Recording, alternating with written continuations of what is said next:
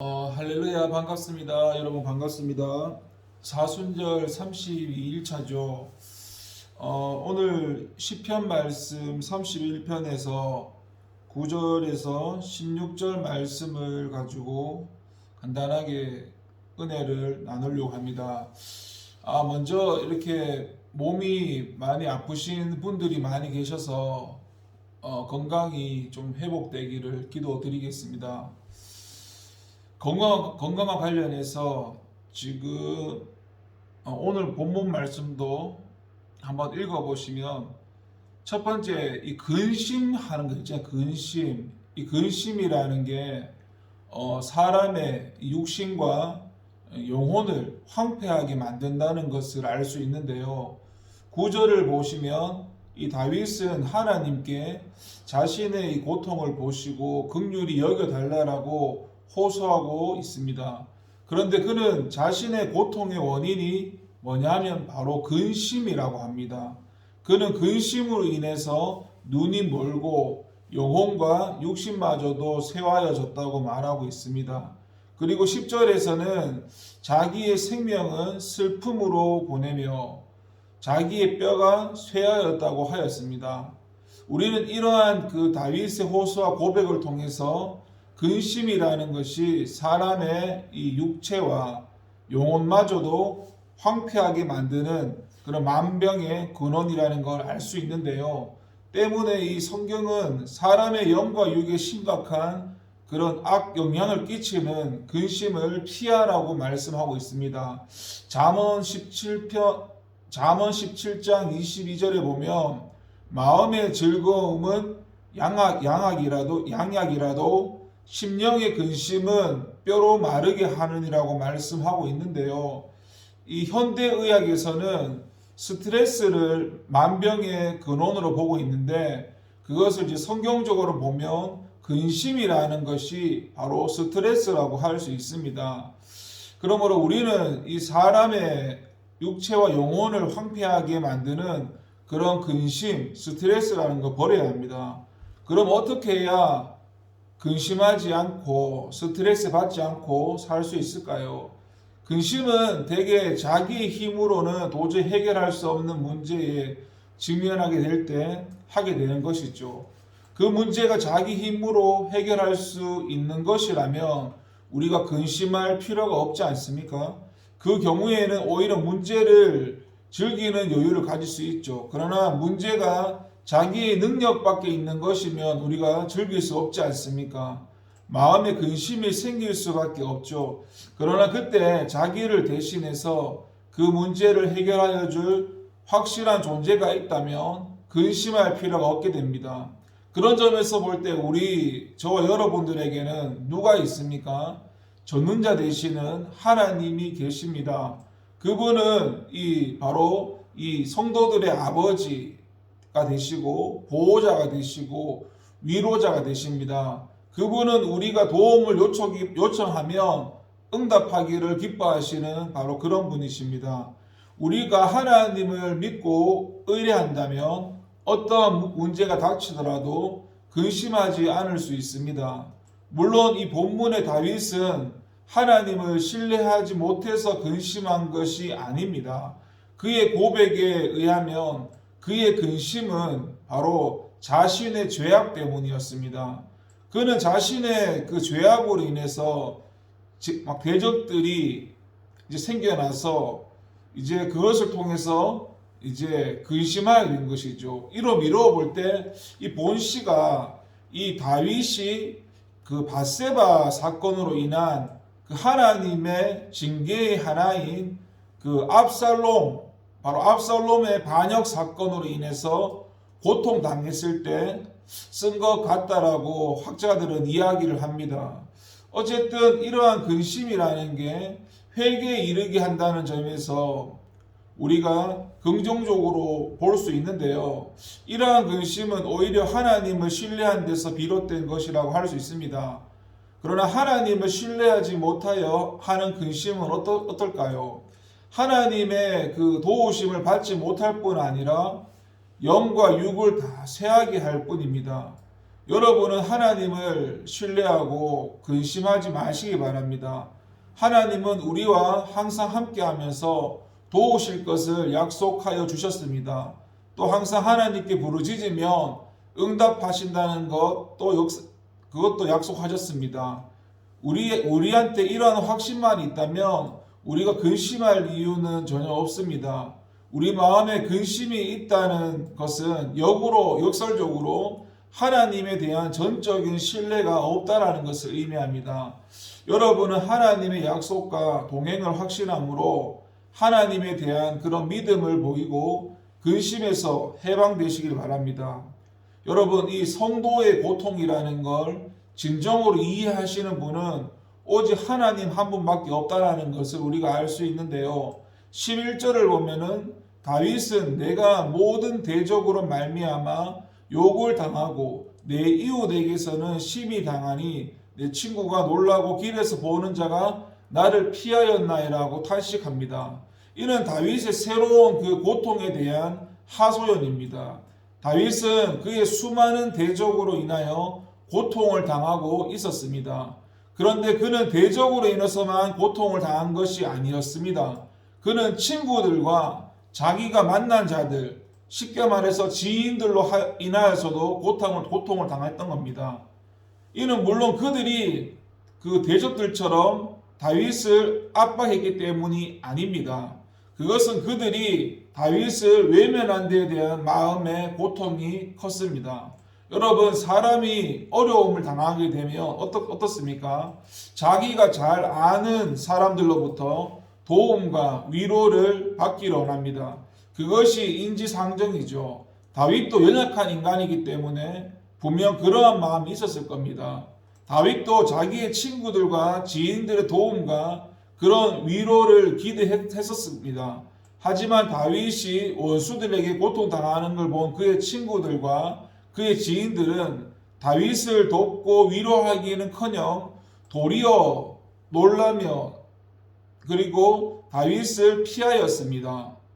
다윗을 철저하게 외면했던 것입니다. 그들은 아마도 자신이 그 다윗을 도왔을 경우에 오는 그런 불이익을 받지 않기 위해서 다윗을 외면했을 것 같습니다. 만일 다윗이 현재 당하는 고통이 이런 반역자들로 인한 것이라면 다윗을 도울 경우 자신들도 반역자들의 그런 표적이 될 것이 분명하기 때문에 다윗을 가까이 하지 않았을 것입니다. 다윗을 참으로 이게 야박하지 않을 수가 없는데요. 이것이 우리가 알고 있는 인간들의 그런 보편적인 모습입니다. 특히 인간은 다른 사람의 고통을 이해하여 주지 못합니다. 쉽게 말해서 그 성경의 욥을 보면요, 알 수가 있는데 욥이 동방의 의인으로서 참으로 경건한 삶을 살아서 하나님도 그 일을 인정할 정도였는데, 그런데 그는 사단의 그 시기를 받아서 극심한 재앙을 당하게 되죠. 그러자 그의 친구들이 그의 소식을 듣고 욥을 위로하고자 달려왔습니다. 그런데 욥을 본 친구들은 욥을 위로하기보다는 어떻습니까? 도리어 욥을 정죄하기에 급급했습니다. 욥이 죄로 인해서 하나님의 징계를 당하고 있으면서도 회개하기는커녕 도리어 불평하고 탄식한다는 것이었죠. 이러한 친구들의 태도가 욥을 얼마나 괴롭게 하는지 모릅니다. 이런 육체적 고통도 고통이려니와 그의 친구들의 그런 무정한 태도가 더욱 그를 고통스럽게 하였습니다. 욥은 친구들에게 위로를 기대했는데 돌아온 것은 책망과 정죄뿐이었으니 욥이 얼마나 괴로웠겠습니까? 친구들이 이렇게 욥을 위로하기는커녕 도리어 정죄하기에 급급했던 그 이유가 그들이 욥의 고난의 원인을 몰랐기 때문이다 하지만은 욥의 고통을 쉽게 말해서 진정으로 이해하지 못했기 때문입니다. 또 욥을 위로하면 괜히 자기들도 욥과 한 부류로 여겨져서 하나님으로부터 욥과 같은 재앙을 받을까 두려워했기 때문입니다. 결국 욥은 나의 가까운 친구들이 나를 미워하며 나의 사랑하는 사람들이 돌이켜 나의 대적이 되었구나라고 말하면서 인간 의리에 대한 한계에 대하여 한탄할 수밖에 없었는데요. 아마 오늘 본문의 다윗도 이와 같은 심정이었을 겁니다. 그래서 그는 하나님께 그 사실을 아뢰면서 도움을 구함으로써 하나님만이 진정한 자신의 도움과 위로가 됨을 강조한 것입니다. 하나님만이 고통당하는 자의 고통과 어려움을 전부 이해하시고 받아주시는 완벽한 친구가 되시죠. 그분은 성도분들이 고통당할 때 외면하시지 않습니다. 오히려 적극적으로 나서서 고난당하는 그런 자를 도우시죠. 하나님은 인생과 같이 간사하지 않습니다. 그분은 당신을 찾는 자와 영원히 함께 하시는 분이시고 변함이 없는 신실함이 그분의 성품이십니다. 그분은 우리를 위해서 자신의 아들까지도 희생시키신 분이시고 참으로 믿고 의뢰할 만한 분입니다. 더욱이 그분은 우리의 모든 어려움과 고통을 진정으로 이해해 주시는 하나님입니다. 그분은 인생의 고통을 이해하기 위해서 성육신하셔서 우리 가운데 오셔서 사람이 겪는 모든 슬픔과 고통을 체휼하시기까지 했습니다. 여러분은 도움이 필요하고 위로가 필요할 때 하나님께 나아가시기 바랍니다. 변하기 쉽고 다른 사람의 고통을 이해할 수 없는 인간을 바라보는 자는 금방 실망하게 되겠지만 위로는커녕 고통만 받게 될 것이지만 하나님은 그렇지 않다는 겁니다. 여러분, 성도는 이 하나님으로 말미암아 소망을 잃지 않아야 되는데요. 12절에서 다윗은 내가 잃어버린 바 됨이 사망한 자를 마음에 두지 아니함 같고 파기와 같은 이라고 고백하고 있습니다. 이는 자신이 느끼는 그 고독감을 토로한 것인데요. 이게 11절에 의하면은 다윗은 이웃과 친구들로부터 적절하게 버림을 받았습니다. 그가 대적들로부터 욕과 핍박을 당하는 것을 본 이웃과 친구들은 그를 외면하였습니다. 이는 물론 그의 그러한 고난이 그의 죄악에서 비롯되었다고 생각하였기 때문입니다. 믿음의 사람이 죄를 지었다는 사실이 알려지게 되면 그는 비난을 받고 외면을 당하기 마련입니다. 특히 그가 평소에 사람들에게 신실한 사람이라는 인상을 심어주었을 때 그러한 경향은 더욱 두드러지게 나타나는데요. 그것은 그가 위선적인 사람이라고 여겨지기 때문입니다.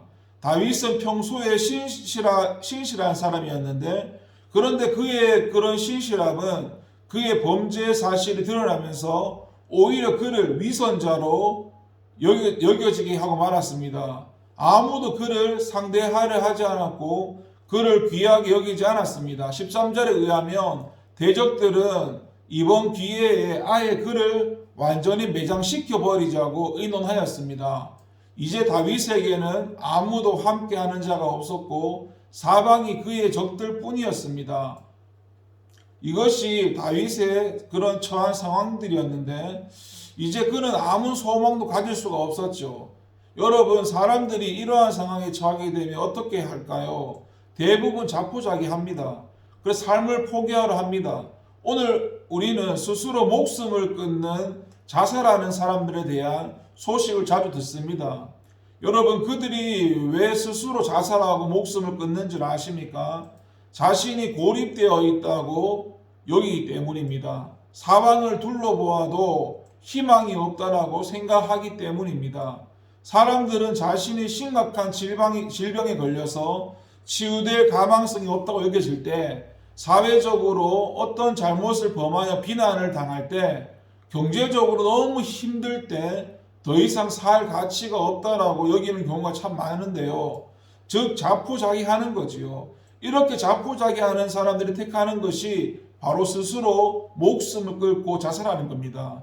이러한 경향은 특히 남이 보기에도 건강하다가 갑자기 중한 질병을 얻은 사람이나 사회적으로 어떻게 명성이 높다가 실수로 그런 명예를 잃게 된 사람들이나 경제적으로 부유하다가 하루아침에 재산을 잃게 된 사람들에게서 많이 나타나는 부분인데요. 왜냐하면 그러한 사람들은 자신들이 가지고 있던 것이 많았던 만큼 그만큼 상실감도 크게 느끼기 때문입니다. 아마 다윗도 엄청난 상실감을 느꼈을 겁니다. 모든 사람들로부터 버림받은 그 고통은 그의 그 자존감을 쓸어가 버렸는데요. 그가 자신을 죽은 자와 같이 여기고 깨진 그림과 같이 인식하였다는 것은 그 자존감이라는 것을 완전히 상실하였다는 걸 보여주는데, 근데 다윗은 그처럼 상실함과 소외감에서 오는 고통이 너무 컸음에도 자포자기하지 않았습니다. 14절을 보시기 바랍니다. 그는 여호와여 그러하여도 나는 주께 의지하고 말하기를 주는 내 하나님이시라 하였나이다 라고 하였습니다. 무슨 말입니까? 그는 절망의 밑바닥에서도 하나님을 의지하고 소망을 잃지 아니하였다는 것입니다. 하나님이 다시 회복시켜 줄 것을 믿었다는 사실인데요. 여러분, 이것이 바로 성도의 바른 자세입니다. 성도는 자신이 아무리 절망의 밑바닥에 있다고 하더라도 소망을 잃지 말아야 됩니다. 아무리 어떤 고립무원의 상태에 있다 해도 하나님을 믿음으로 소망을 가져야 합니다.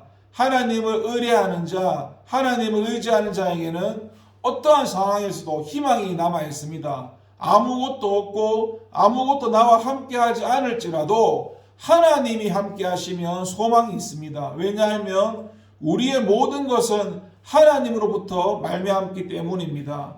욥은 재앙을 당하여 아무런 소망도 가질 수 없는 상황이었지만 그러한 가운데서 하나님이 다시 회복하시자 이전보다 갑절의 축복을 누렸고요. 재앙을 당한 욥의 형편을 보고 누가 그에게 희망이 있으리라고 생각하기는 할 수 있었겠습니까? 그러나 욥은 분명 하나님의 은혜로 다시 회복되었고 고난 당하기 이전보다 더 크게 되었습니다. 정녕 여러분은 아무리 어려운 상황 가운데 있어도 하나님이 은혜를 베푸시면 다시 회복될 줄로 믿고 하나님을 의지하고 소망을 잃지 않기를 바랍니다. 여러분, 이 성도는 환경을 초월한 신앙을 가져야 되는데 14절에 보니까 다윗은 여호와여 그러하여도 나는 주께 의지하고 말하기를 주는 내 하나님이시라 하였나 말했는데요. 여러분, 여기서 그러하여도 지칭하는 것이 무엇일까요? 이게 11절부터 13절의 상황을 말합니다. 쉽게 말해서 대적으로 말미암아서 욕을 당하고 이웃에게 심히 당하는 상황들, 친구들과 지인들이 자신을 철저하게 외면하는 상황들, 자신이 사람들에게 잃어버린 바 되어서 사망한 자와 같고 파기되었던 그런 상황, 대적들이 의논해서 자신의 생명을 빼앗으려는 그런 상황들을 말합니다. 만일 여러분이 이러한 상황에 저와 처했다고 한다면 어떨까요? 과연 우리가 다윗처럼 여호와여 그러하여도 나는 주께 의지하겠습니다라고 주는 내 하나님이시라고 말할 수 있겠습니까? 이게 결코 쉬운 일이 아닙니다. 근데 다윗이 그러하여라도 말할 때는 누구라도 그러한 상황에 처하게 되면 하나님을 의지하지 않을 가능성이 크다라는 것을 암시해 줍니다. 사실 사람들은 아무리 자기에게 잘못이 있다고 하여도 자기에게 임한 징계의 강도가 크면 자기에게 그 잘못에 대한 당연한 결과로 인정하기보다는 자기에게 징계를 내리신 하나님을 향해서 오히려 불평과 원망을 늘어놓기 쉽습니다. 그리고 더 이상 하나님을 의지하려고 하지 않습니다. 자신의 범죄는 생각하지 않고 하나님께서 자신의 믿음을 배신하였다고 생각하는 것이죠. 그래서 결국에는 믿음을 버리는 일들이 참 많습니다. 그러나 다윗의 경우 이 하나님의 징계로 인한 불평이나 원망을 찾아볼 수가 없고 오히려 그는 자기의 고난의 원인이 자기의 죄에서 비롯된 것으로 인정하는 것은 물론이고 자기가 하나님의 징계로 인해서 마치 산송장과 같이 깨어진 그릇과 같은 상황에 놓이게 되었지만 그래도 하나님을 의뢰하고 의지하겠다 고백하고 있습니다. 여러분, 이것이 무엇을 의미하는 것일까요? 다윗은 환경을 초월한 신앙을 가졌다라는 것을 보여주는 것입니다. 다윗은 환경이 좋을 때만 하나님을 의지하고 하나님을 찬양하지 않았습니다. 그는 환경이 좋을 때도 하나님을 의지하고 찬양하였지만 환경이 극도로 열악한 상황에서도 하나님에 대한 신뢰를 잃지 않고 하나님을 의지하였으며 하나님이 자기를 다시 회복시키시고 이루실 것을 믿고 하나님을 찬양했습니다. 오늘 이 본시에서도 보면은 다윗은 하나님께서 자신의 기도를 들으시고 자신을 다시 회복시켜 주실 것이라는 확신을 가지고 하나님을 찬양하고 있음을 볼 수 있습니다. 여러분, 오늘 우리가 가져야 할 신앙도 바로 이와 같은 겁니다. 우리는 환경을 초월해서 하나님을 의지하고 찬양할 수 있는 신앙을 가져야 됩니다. 여러분, 평안하고 형통할 때는 누구나 하나님을 의지하고 찬양하지만은 평안하고 형통할 때 누가 진실한 신앙의 사람인지 구분하기 어렵거든요. 그러나 우리에게 환난이 닥치게 되면 사정이 달라지지요. 평소에 믿음이 있어 보이는 사람들 중에도 환난이 닥치면은 하나님을 향해서 불평하고 원망하고 심지어는 믿음의 길에서 떠나는 사람들도 있죠. 그래서 진정한 믿음의 사람과 거짓 믿음의 사람들은 자연스럽게 구별이 됩니다. 성도 여러분, 믿음이라는 것이 환경을 초월해서 변하는, 그러니까 환경을 초월하고 변함없는 것이라는 걸 알아야 됩니다. 환경에 따라서 변하는 믿음은 진정한 믿음이 아니죠. 세상의 풍파를 보고 흔들리는 믿음은 거짓 믿으심입니다. 그래서 여러분은 어떤 환경에서도 하나님을 의지하고 찬양할 수 있는 믿음을 가지시길 바랍니다. 마지막으로 성도는 내 시대가 주의 손에 있다는 확고한 믿음을 가져야 되는데 15절을 보면 다윗은 내 시대가 주의 손에 있사오니 라고 고백하고 있습니다. 여러분, 내 시대라는 게 무엇을 의미할까요? 이 공동 번역 성서는 이를 나의 앞날이라고 번역하고 있습니다. 시대를 미래로 이해하고 있는 것이죠. 내 시대란 단지 다윗의 미래뿐 아니라 다윗의 모든 생애를 의미한다고 보는 것이 옳습니다. 다윗은 지금 그의 삶이 하나님의 섭리의 손에 의해 결정된다는 믿음을 고백하고 있는 거지요. 이러한 다윗의 고백에는 그가 죽고 사는 것이나 존귀하고 비천하게 되는 모든 것이 바로 하나님의 뜻에 달려 있다라는 철저한 하나님 주권 사상에 인정하고 있는 것입니다. 여기에는 하나님께서 자신을 원수와 핍박하는 자에 그대로 방치하여 두지 않고 구원하여 주실 것을 그런 믿음도 가지고 있습니다. 다윗의 삶이 하나님의 손에 달려 있다면 원수와 핍박하는 자들이 아무리 다윗을 대적한다고 하더라도 하나님이 허락하시지 않는 한 다윗을 멸망하게 이르게 할 수 없습니다. 왜냐하면 누구도 하나님을 대적해서 이길 수 없기 때문입니다. 여러분, 사단은 욥을 쳐서 극심한 고난 가운데 처하게 하였지만 그의 생명만큼은 빼앗지 못하지 않습니까? 그 이유가 무엇입니까? 하나님이 사단에게 욥의 생명을 해하지 못하게 하셨기 때문입니다. 하나님이 금하시면 아무리 사단이라도 아무것도 행할 수가 없는 것이죠. 마찬가지로 다윗이 원수와 핍박하는 자부터 고난을 당한 것도 하나님이 원수와 핍박하는 자들에게 그것을 허용하셨기 때문입니다. 그러나 하나님은 원수의 손을 빌어서 자기 백성을 징계하실 때라도 그들을 원수들의 손에 전적으로 위임하시는 일은 없습니다. 왜냐하면 하나님은 한번 택한 자에 대해서는 끝까지 책임을 지시고 구원하시는 신실하신 분이기 때문입니다. 하나님은 자기 백성을 원수의 손에 붙이시더라도 그 모든 것을 배후에서 직접 관여하시고, 그래서 성도는 하나님의 징계나 그 어떤 이유로 극심한 위기 가운데 처할지라도 내 시대가 주의 손에 있다는 확고한 믿음만 있다면 우리는 결코 낙심하거나 절망할 이유가 없습니다. 다윗은 그의 상황만 놓고 보면 절망할 수밖에 없었겠지만 그에게는 내 시대가 주의 손에 있다라는 확고한 믿음이 있었기 때문에 그러한 상황 속에서도 낙심하지 않을 수 있었던 것입니다. 여러분, 우리는 세상을 살아가면서 여러 가지 많은 어려움을 만나게 됩니다. 때로는 전혀 소망이 없는 것처럼 보이는 가운데 처할 때도 있습니다. 그러나 그것이 전부가 아닙니다. 왜냐하면 우리의 모든 것은 하나님의 손에 달려있기 때문입니다. 하나님의 손에 있는 자는 죽은 것 같아 보여도 죽은 자가 아닙니다. 하나님의 손은 죽은 자라도 다시 일으키시는 손입니다.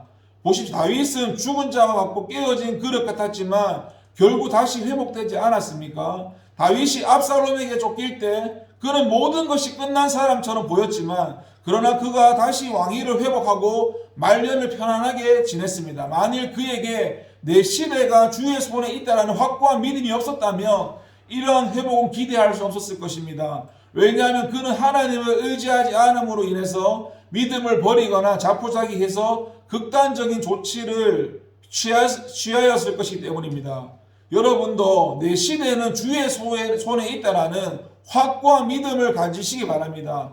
이러한 믿음을 가진 사람에게는 절망이라는 게 없다라는 것을 기억하시 바랍니다. 말씀 하나 읽어드렸습니다. 내가 확신하노니 사망이나 생명이나 천사들이나 권세자들이나 현재인이나 장래인이나 능력이나 높음이나 깊음이나 다른 아무 피조물이라도 우리를 우리 주 그리스도 예수 안에 있는 하나님의 사랑에서 끊을 수 없으리라. 그리고 너희 속에 착한 일을 시작하신 이가 그리스도 예수의 날까지 이루실 줄을 우리가 확신하노라. 아멘. 기도하겠습니다. 하나님 감사합니다. 사순절 기간 동안에 하나님을 더 깊이 알게 하시고 하나님 만나 주시옵소서. 감사드리고 예수님의 이름으로 기도드립니다. 아멘. 감사합니다.